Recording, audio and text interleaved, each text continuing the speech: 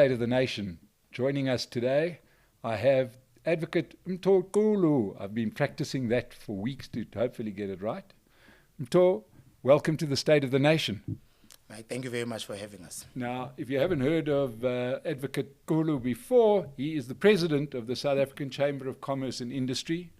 You've also been in Business Unity South Africa. You've had the ear of government many times. But we're sitting here getting ready to switch on generators so that we can do an interview. The economy is in tatters. We're having water problems. What does government have to say when they speak to you? Well, thank you very much for having us. I think what government has to say to us is what I think they've been saying to a lot of people, which obviously doesn't hold a lot of water because of the experience is a lived experience. You know, no amount of words can help this economy. What we have, obviously, is a devastating collapse of the necessary fundamentals for an economy to thrive.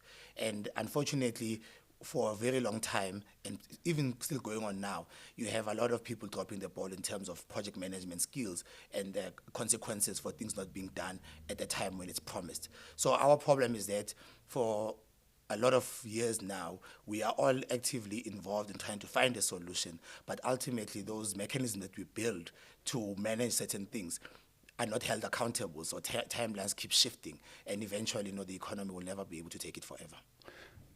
We recently spoke to Martin Kingston, the head of business for South Africa, about the effort of business now to try and prop up government ahead of this election. Let's call it what it is, prop up the ANC ahead of what is going to be the most contested election in South Africa since 1947.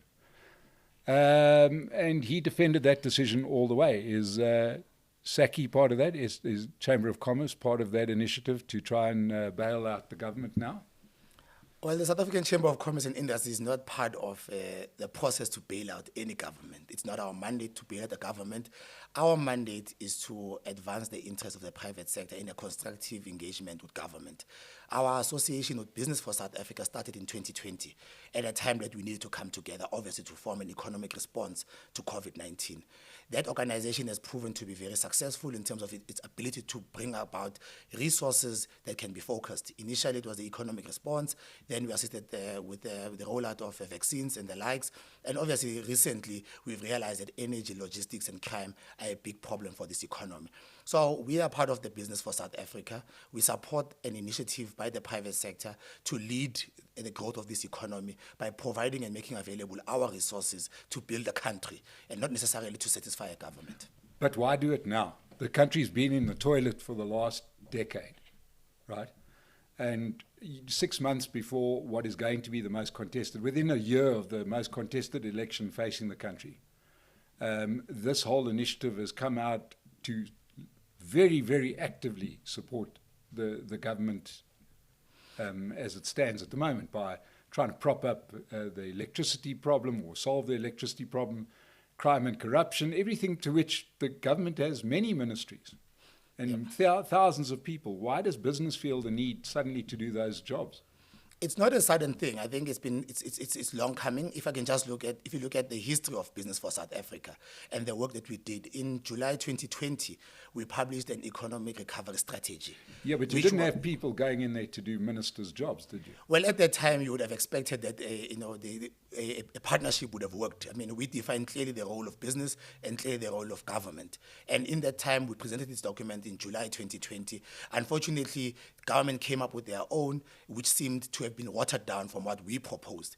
And even though there were promises that it will be expedited into 2021 and 2022, it became clear that what we proposed and what the government was proposing and implementing was not taking us out. So definitely business had to go back to the drawing board and look at how do we emphasize our inputs. And sitting on the sidelines and lobbying is not sufficient. What we need to do, we need to demonstrate to the country that they are indeed caring business people and men and women who are willing to put together their resources and make it available to government. And unfortunately, we know that the resources and the skills aren't in government. But this is our country. We can't leave it to government only. And we need to be able to implement and demonstrate at least that there is a plan. The fact that government will not take it is something else. But at least no one can blame business for sitting on the sidelines. Yeah, there's another way that business could make a difference, one would imagine, and that is to actively lobby against this particular government. I mean, that's also an action, isn't it?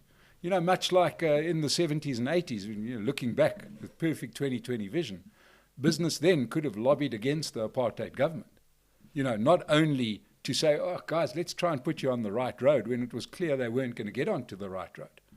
Do you understand what I mean? Business could put considerable skills, talent, money, etc., behind dislodging a government that will not do its job. Well, it is a different world that we live in now. Back then, you had an illegitimate government, so obviously there were no rules to follow. I mean, everyone, it was the Wild Wild West. Currently, we have a democracy with a government that is elected. And so you can't topple a government. The fact that business laments and complains and exposes the challenges that we are facing, it is up to government then to be able to say, look, we know our problems, we must fix them. And if they don't fix them, they will work themselves out of the government. But business in a democratic society can't uprise like you're expecting 40 years ago, that we push a government that is elected out of office. It will be their performance that South Africans will realize that whether they must be retained or not. But business, as part of a fabric of society, has to just do what it has to do. We expose the wrong and we promote the good. But you're not doing that. You're going a hell of a lot further than that by actually putting people in positions, right, where they're running these work streams or whatever you call it, where they, we've got Neil Froneman riding around here like he's the Lone Ranger. He's going to sort out, I think he's doing safety and security, and then somebody else is going to fix up the electricity grid. And, these sort of non-elected people that are going to go and do government jobs. I'm just wondering about the ethics of this. You do get to the stage, and I mean, you're a man who's been, in many different businesses. There's a time, where you got to say this business is unsavable. You got to go to the wall, right? And sit back and say, let it fall, let it fail. You're selling saddles and everybody's driving cars. Yep. At what point does business in South Africa, business for South Africa, the SA Chamber of Commerce, make that call to say, there comes a time when I'm actually going to worry about my business and I'm going to let the government face the electorate at the polls? Well, look, in South Africa, there's only one credible way of changing a government. Yes. And that is through the elections. Yes. It comes once a year. It doesn't stop us, obviously, from lobbying and fighting throughout the 5 years. But business can't remove a government except through the ballot. Now we have business people, obviously, who are now raising their hands to say we can do it better. But that is the electoral process that they need to follow. What business has to do, and what we are doing, is saying that we have some of the most tangible assets to lose.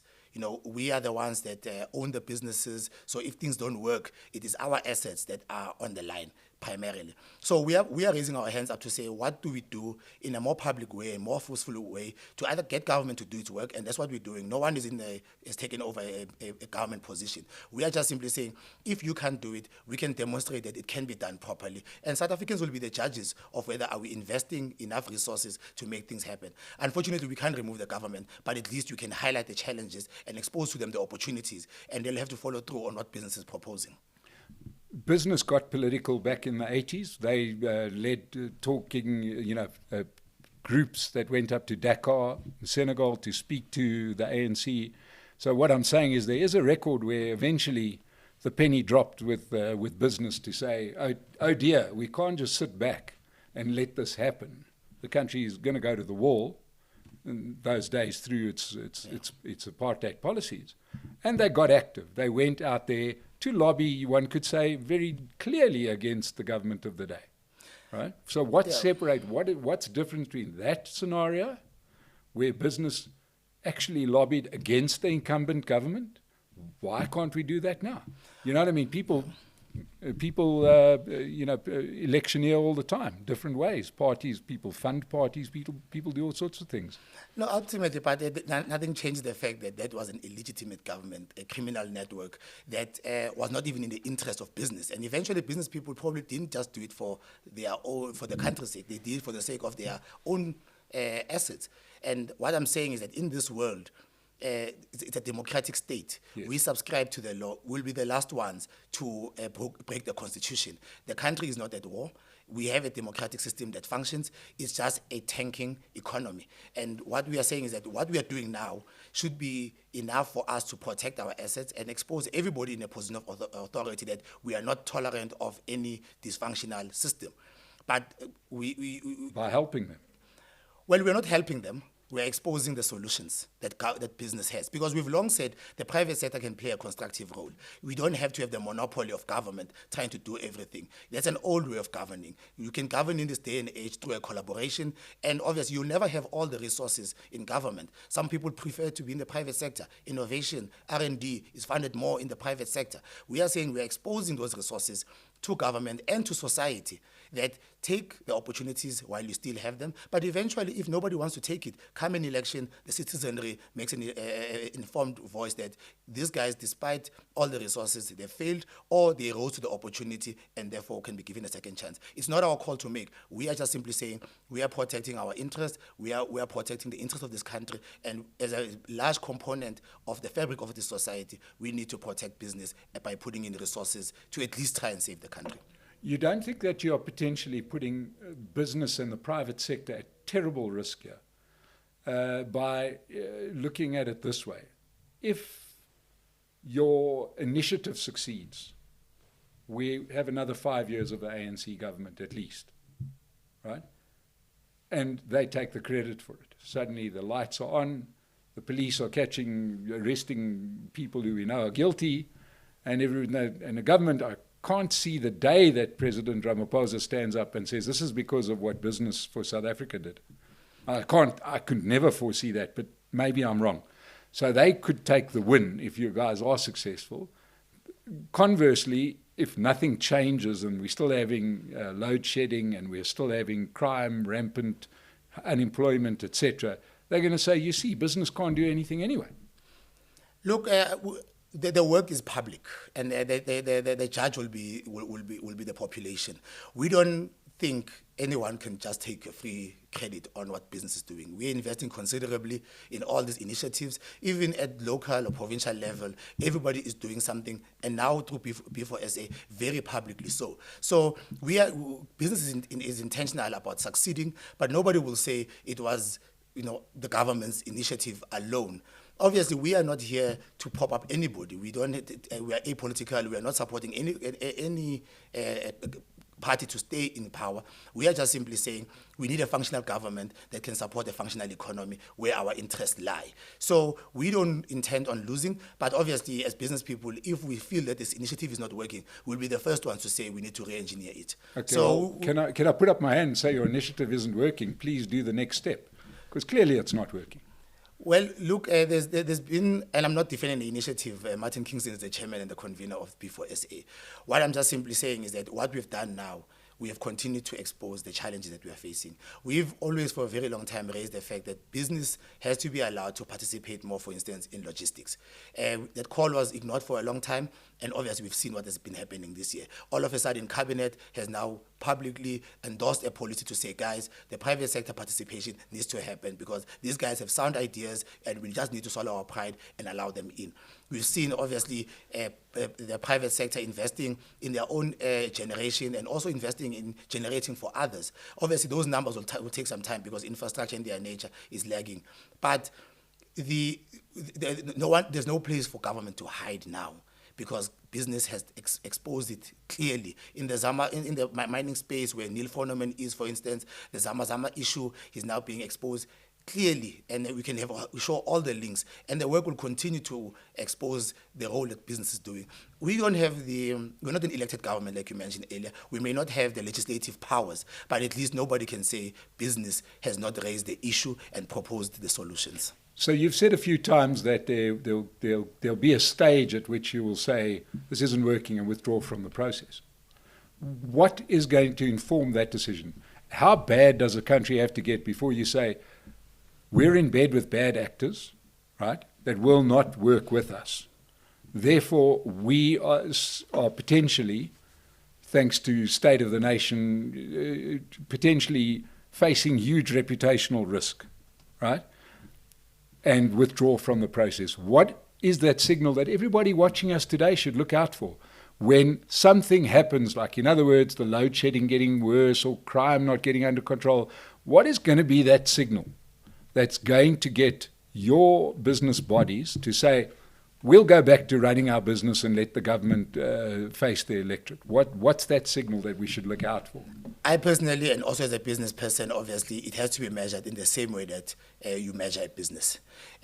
On the logistics side, it must be measured in terms of our tariff competitiveness, the number of containers we are able to move, the numbers of volumes from minerals that we are able to move to get back to the targets that we've set ourselves as business. For instance, just in the coal space, that Richards Bay coal terminal has to be exporting at least 91 million tons per annum. So that's the target. With what timeline?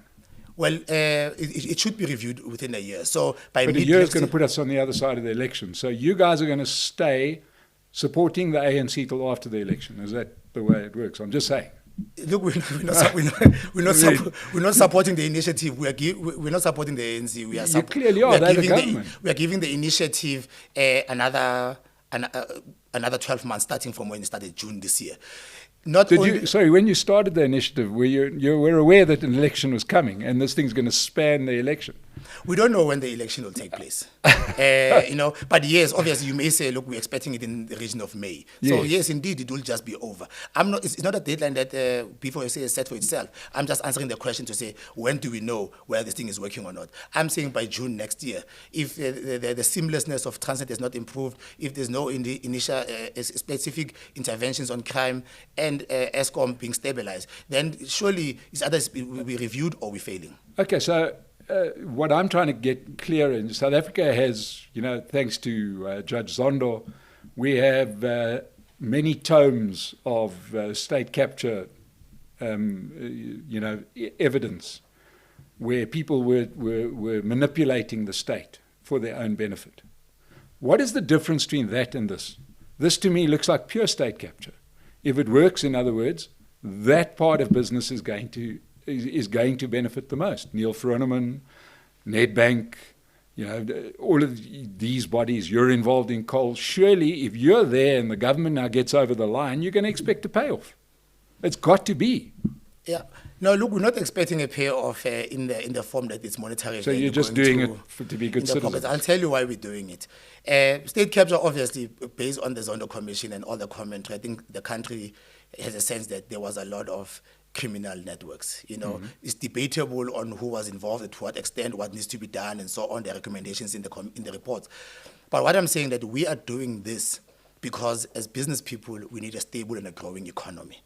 And we have realized that without our participation, some of these things will not work. So we are doing this thing because, yes, we can say we are self-serving in the essence that we have invested tremendously in this economy for it to work.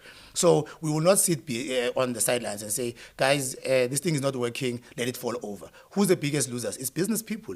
And we believe that we are committed patriots. We have ideas, we have resources. For a very long time, we've been saying, give the private sector an opportunity. And we think this is one of those opportunities because at least it's probably the highest level of intervention in terms of running the affairs of society. It's not state capture. No credit will go to any individual, and there's no money flowing to any individual. If anything, we will inherit an economy that is stable, that's more accountable, that's more transparent, and obviously more players being able to join it, and a prosperous future going into the next decade or so. Okay, so let's move on because, I don't think we're going to make a lot of headway with that particular line. Let's take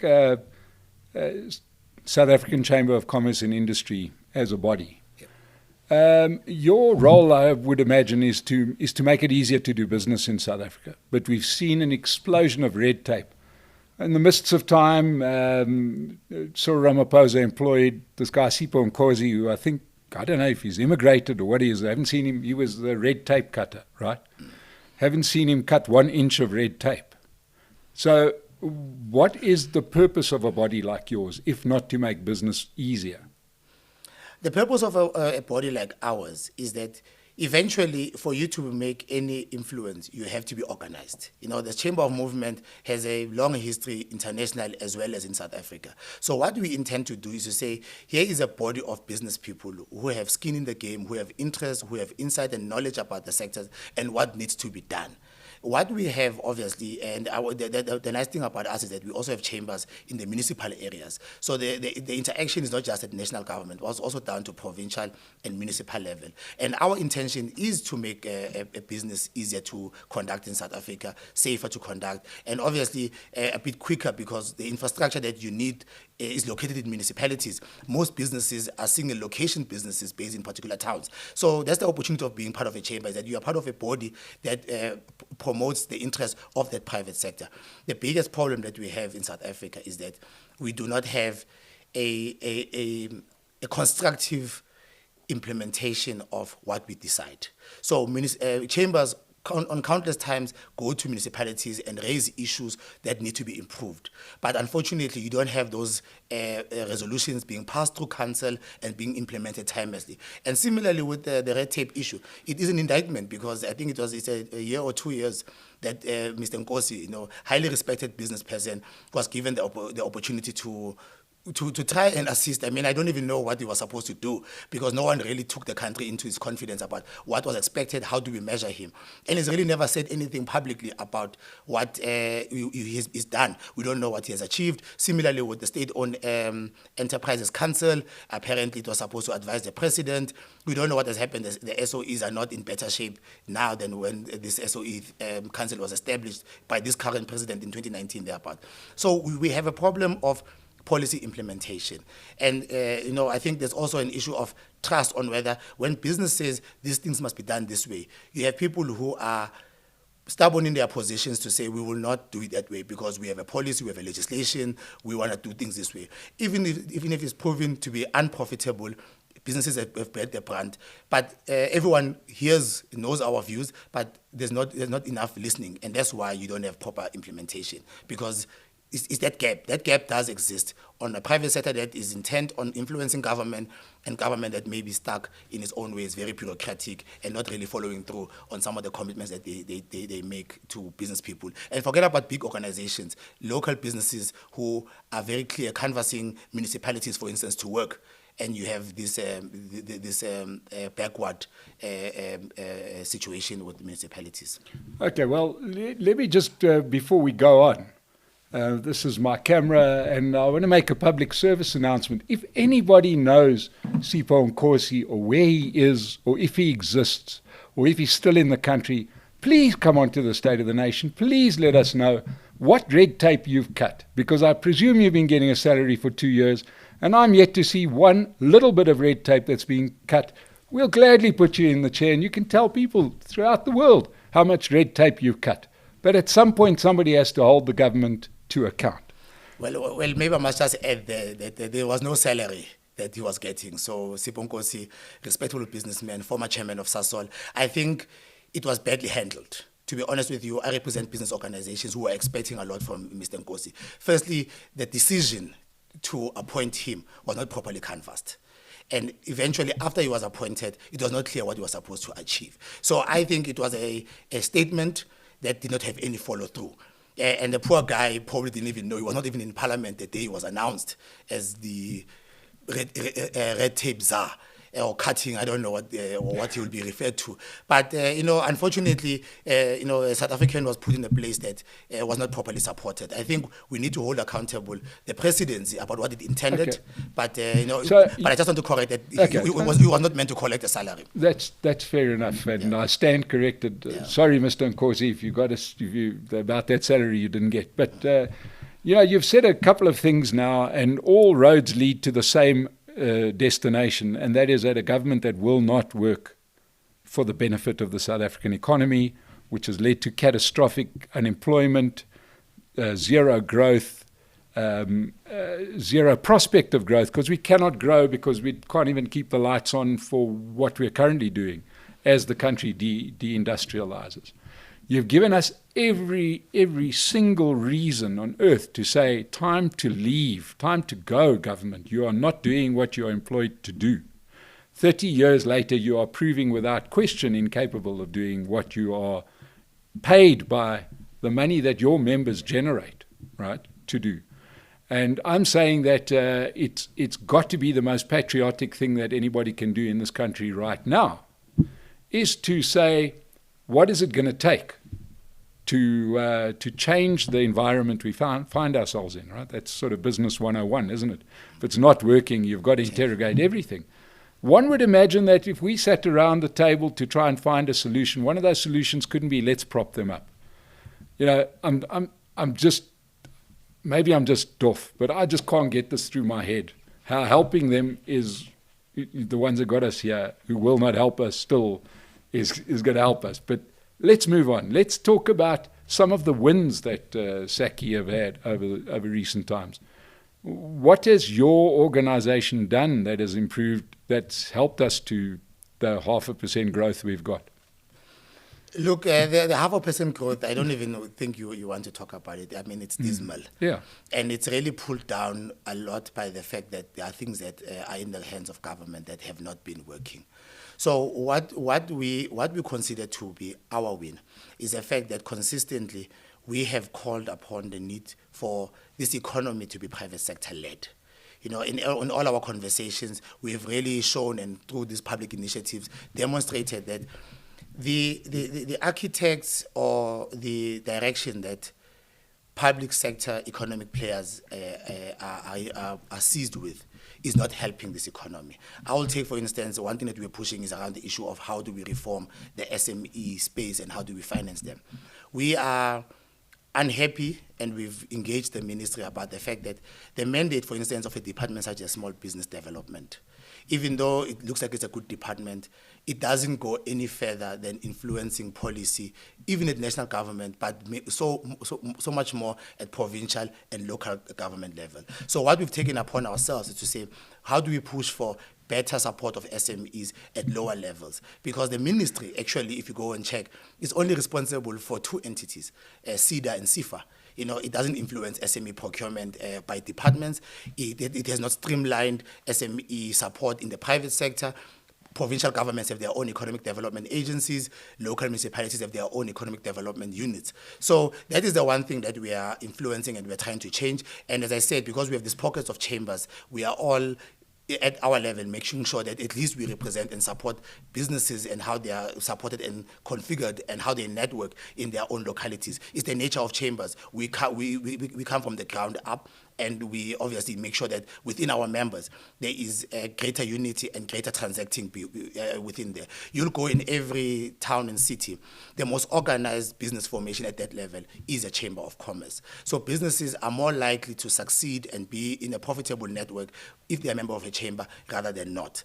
And that's the one thing that we are totally managing. Of recent times, obviously, South Africa, Saki played a leading role in making sure that we cushion, unfortunately, the results don't quite show, but we cushion the economic impact on small businesses. At that time, Saki was the only national organization with a keen SME interest in anything that informed a reform and support. So we influence, obviously, a lot of the policies that eventually were intended to support SMEs. You'll know that the first grouping that came in were bigger businesses that obviously had a different configuration, but we worked through various work streams to ensure that that legislative or whatever policy is introduced does take into consideration the nuances of smaller businesses. The one thing that we continue to do on an ongoing basis is the fact that for us to be able to be bigger businesses, we have to link up with the global community. And I think the South African Chamber of Commerce is one of the only organizations that does it very successfully in the fact that we have direct relationships with chambers of commerce around the world, especially those who have embassies in Pretoria, those countries that have embassies in Pretoria. And what we see that as a strategy, and we continue doing it, I was in Asia last week, is that you need to get to a point where you connect businesses to businesses, connect them to opportunities, but also import capital and IP. And that's the one thing that we do consistently. So on a weekly basis, we're opening up access globally, we're opening access to markets on the continent, and that's the one thing that Saki does over and above the traditional policy lamenting and policy advisory work that we do. So has Saki grown its membership? Saki has grown its membership. So our membership is primarily through the local chambers, and then they filter upwards. So our membership has grown. We are currently, at least directly through members in good standing, we have 20,000 businesses that are affiliated to the chamber movement. And the reason for that is because in South Africa, very few business people actually join organized business formations, because we have freedom of association. It's not compulsory to be part of a chamber like it is in some parts of Europe. So, but we have a sizable number because very few other organizations can can give you 20,000 warm bodies as members and active members of their organization. And how does membership work? Is it based on the size of the business in terms of fees and Yes. those kind of things? Is it scalable?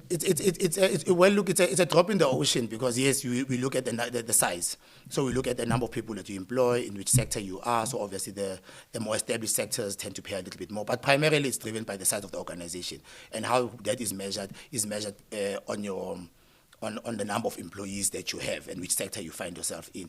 When these chambers then have recruited their members and they join SACI, SACI's membership for those chambers is based on how many members they have, and their turnover. Then they have to disclose their financials, but obviously it's minimal because it's mainly membership fees. We also have corporates that can join SACI, and those corporates are also levied a fee based on their turnover. But the average is out. We try and obviously keep it within a predictable range. What is important is that the future of organized business and chambers is not sustainable with the current funding model. The amount of money, there are some businesses that pay, for instance, 2,000 rands in a chamber for the whole year. Now, you can't run an organization on 2,000 rands for the whole year. It's a symbolic gesture that you do to pay and participate. So people like us in the board, for instance, are doing it on a voluntary basis. We can't charge the organization, otherwise it will collapse. So we are doing other things such as certificates of origin, trade missions, and other revenue-generating events that seek to build strength of private sector, but you can monetize. So membership is still a very small, historically was a big part of the revenue, but it's becoming smaller and smaller because you can't keep charging members more. It now drives us to creativity, to create other revenue generating mechanisms, and trade missions, certificates of origin, as I mentioned, and other initiatives such as rewards is what we've built into the financial model of the chamber. Now the Chamber of Commerce initiative is a very old one, that serviced the old world, if one would call it that, i.e. pre the technologies that we see today. Do you think that SACI still has a future with, some of the opportunities that the internet throws up for companies to make those connections? SACI does have that, but obviously we will have to reform. So what we've been doing over the past, 4 years, so let me start here. The International Chamber of Commerce and Industry has a biannual event where we review the state of chambers around the world. One of them that we've adopted recently is the chamber model innovation, about how do you make these chambers more sustainable from a financial point of view, but also from a service offering. Because you are right, previously you needed a chamber to connect it to a country. Now you can just dial up somebody, it becomes easier. But those technological advances actually in our case have proven to be one of the reasons why or something that we can leverage on, because all of a sudden now you don't have to embark on very expensive trips to meet physically. You can have webinars, you can promote these goods and have business-to-business interactions more cost-effectively. And the fact that we have the convening power, more members want to join us because they know that we can give them that access. Obviously, as I mentioned, Pretoria has a large population of diplomatic missions. That proximity also allows us to drive connections with new markets. And then eventually, by the time you have to take a physical trip, SACI would have supported you online or domestically for you to go there and probably stand a better chance of succeeding. So yes, there are a number of ways of connecting, but the legitimacy of being part of an organization and the convening power the chambers have and the respect that we still enjoy globally, it's easier to go through a chamber than to call a friend and say, let's do business, because we can assure you we vet it, and to some extent we ensure that our diplomatic missions also are aware of your presence in a foreign state. Now, South Africa, the only seemingly sort of business-focused thing that I can see that we've done, from a country perspective, has been our BRICS membership, which our government is very enthusiastic behind. And in fact, that's where we met, was at the BRICS Business Summit. And what do you think about BRICS? Do you think that will enhance what you're doing? It will certainly do. But it's all about taking your opportunities as they come. We as South Africa, we are one of the members, small members, economically speaking. I'm talking about the 5 original members. In the new year, there's going to be a new conversation with the new members. But where we are now, we believe that it's a great opportunity because we are the ones that actually can still grow into these markets. Just in China and in India, it provides us with huge consumer markets that we can take and export South African opportunities, hopefully. And those areas tend to have better capital markets that can help us to invest in entrepreneurship in South Africa. So what I think we need to do, and what I believe, is that the sooner we have some level of institutionalization of the BRICS Business Council, the better. Because what happens now, obviously, BRICS exists, but as a business person, where do you go if you want to engage with BRICS? So you have to go through us. So I think the sooner we invest in an institutionalization and be able to measure its impact, you can drive a lot of opportunities for South Africa, because those BRICS members, they themselves are very influential in other emerging markets. So effectively, by being part of this 5-member group, you can potentially be in 20 markets almost immediately. So now, where does Saki stand on some of the government's business legislation? Where does Saki stand on the national health insurance bill that's just been passed? Well, look, we have a unique stance on every legislation, but maybe we'll take on the specific issue that you are raising. Yeah, because, I mean, it is the issue at hand, yeah. It is the issue at hand, and business has been complaining about the fact that it's being rushed through the process, because healthcare is not something that you can take lightly. Universal healthcare is a great ideal. We all support it. We employ, as business people, members and employees who don't have medical aid. So we also have exposure to people who are not covered adequately. We also have families, obviously, who may not be covered adequately. And we can see the growing divide between private sector and public sector. What we are concerned about is that it has not been properly architected. Private sector is saying, let us create a tiered system, let us have an independent administration. There are a lot of things that government already has that needs to be reformed if you really want this to happen. Don't rush it through. There's a significant contribution that we are making. Let's do it properly. Let's open it transparently, and let's build it to last. So I think it was a missed opportunity to try and rush it through now. I know it's been in the works with some political parties for some years, but you can't risk it. Well, only one. Yeah, well, the ruling party now has been talking about it for some time. But we are saying that you don't rush it. Progressively look at what you can do in an independent fashion. There are certain things that government is currently controlling or what they need to reform. There are certain things that private sector is controlling and they need to reform. We need to build something that is singular that we can all be proud of. And currently, obviously, business is complaining about the fact that the bill is not detailed enough. So if you rush it through, it's either you're going to take a very long time to implement it, or you will not be ready to implement it at all, because it's not just about passing the bill, it's about all the building blocks that make this thing a success. So we as things stand, we are supporting the call for business that let us have deeper engagements and build something that is sustainable and independent and more accountable in terms of its operation and management. So where do you stand, or where does Saki stand on family-owned businesses? You obviously get to interact with many countries, and often the bedrock of many economies is family-owned businesses. Where does Saki stand on that? That's our main focus. We believe that entrepreneurship, SMEs, those are the family-owned businesses, most of them single locations. So we believe that the future of this country has to be based on a great support of entrepreneurs and those families. So we support family businesses who are probably SMEs but can grow into large corporates. But we support them because private sector, private individuals, private entrepreneurs need to be the ones who can be supported, because that's where the jobs are going to be created. Even in South Africa, relatively speaking, we don't have very big companies, but those that we consider to be big are not employing. They're not investing a lot in innovation and entrepreneurship. So ultimately, any significant shift and any growth, like any other countries, will come from individuals and entrepreneurs. And if a family gets together and forms a business, we need to support that, because ultimately it creates generational wealth. Where do you stand then on race-based legislation? Our position is that we need to build an inclusive economy. And now, the problem with this country is that we have an economy that has been built with a racial bias. Now, we sit in here and we say, we have too many people who are unemployed. We have too many people who don't have support around innovation and R&D. We have too many people who are not close to markets. And obviously, transformation also talks about corporate citizenship. We have a lot of people who need that support because those profits can be spent well in building a society. Now, if you look at that, you say you can't have all these people in. How do you get them in? How do you support small businesses? How do you support people in the periphery? How do you restructure the spatial arrangement of the country? And how do you then eventually have this grouping of people who are talented and want to work being supported? What do? You create legislation for empowerment. Unfortunately, in South Africa, if you are saying you want to take people out of poverty, you are primarily talking about black people.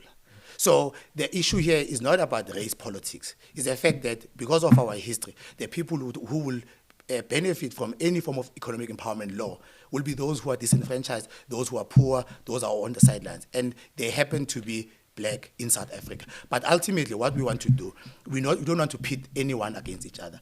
A growing economy and an inclusive economy is good for all races. Yes, one agrees, but there's the mechanics are different between big companies and small companies. Easier for a big company to comply. They've got shareholders, they don't care what those shareholders look like, as long as they hold the shares, right? They've got many levels of management, they can do the numbers. Small businesses, family-owned business, obviously by definition, is doomed, regardless of what family we're talking about. So, in other words, by definition, Saki is biased against small businesses. Is that correct? Certainly. No, not against. So it's got to be against because they're the businesses that are going to struggle to comply with the current race-based legislation. We are biased in favor of small business. That is. But you're saying you're supporting the race-based legislation. It's not a race-based. I'm not supporting race-based legislation. Let's be specific. You want to talk about. Which legislation are you worried about? Well, we're talking BEE, affirmative action, right? Yeah, These things are easier to deal with in big companies than small companies. Now, you would know that in South Africa, I think we must first say, what is the objective? Yes. Is the objective of this country to have an inclusive economy that can grow and urbanize throughout the country, depending on, irrespective of location? It's objective. Don't worry about the individuals that are involved yet. Then we say, how do we get there? Now, where we are now with triple BEE is that it categorizes companies that make less than 10 million are effectively already at a high BEE level because there's no need for them to comply with enterprise development, supplier development. They are not measured on that. Actually, you're not measured at all. If you're under a particular level, you only have to submit an affidavit. When you grow into... Have you ever tried to get business on the back of that? No, if you're under 10 million, you don't have to have a... Yeah, but have you ever tried to get business on the back of that affidavit? Numerous businesses. Have you ever tried? I can tell you, but we'll take that offline. But I can promise you, many people watching us today. Yeah, look, that's not any good. I'm not talking about. I'm talking about compliance. We'll talk about the consequences of the laws. Yes, there is this categorization. What I'm simply saying is that when you come to say medium or bigger sized businesses, South African companies don't discriminate on race. They employ people who are able and fit with the company cultures and so on. So most businesses in South Africa are multiracial. Now, if you are in that space and you have guys that are able to perform, you give them all the support irrespective of what race they have. Obviously, what we are saying is that, and if we agree, that if you take something, for instance, like female leadership in business, if we all agree that they are underrepresented, then obviously we have to build mechanisms to say the best among them must be given the opportunity. You will have people who are genuine entrepreneurs that are sitting in far-flung areas who don't have the resources because the services don't come from the local municipality. How can big business invest in enterprise and supplier development and target those groups and bring them into the fold? So I think we need to look at the functional intent of some of these laws. I know that eventually it comes across as black, but the problem is that a majority of South Africans who are poor and unemployed are black people. In other countries on the continent, a majority of the billionaires are black. In Nigeria, the majority of billionaires are black because the structure and the nature of the economy is such. If they would have an empowerment position that side, it would not target those groups. So I'm just simply saying, we need to say we want to build an inclusive economy that can build bigger markets and create opportunities for everybody. And what mechanisms do we have to use? And this comes at the expense of growth. They shouldn't. But it has. It shouldn't. Now, if you let's look at it from a business point of view. A company in 1994 that did not embrace the fact that South Africa is a democratic state and we can trade in different areas with different people, we can create products that target different markets. Companies that did not do that have not grown or they've died. The companies that are richer now are the guys that embrace the democratic ticket, who are able to say, hey, by the way, now I can go into the township and sell this. I can employ a guy that understands the culture in this particular township and we can make money from this. We can reform our values, we can reform our business strategy. And South African businesses now that have embraced the societal transformation have made more money than those that did not. So companies have actually generally grown. The banks are bigger, insurance companies are bigger. All the billionaires have made more money now than they would have ever thought of in 1994. Yeah. So I'm just saying that it should not be at the expense of growth. That fits the thing profile perfectly. It's easier for bigger companies. But Advocate Mtho Xulu has been fantastic. Sorry, I'm getting the signal over here. It's been a great discussion, which I think we've got to pick up again in the new year. Thank you so much for coming through. To everybody that watched this, I hope you've enjoyed it. We'll be back with the State of the Nation, a few more interesting conversations. If you haven't subscribed yet to the channel, please do so. We'll see you again on the State of the Nation. Thank you.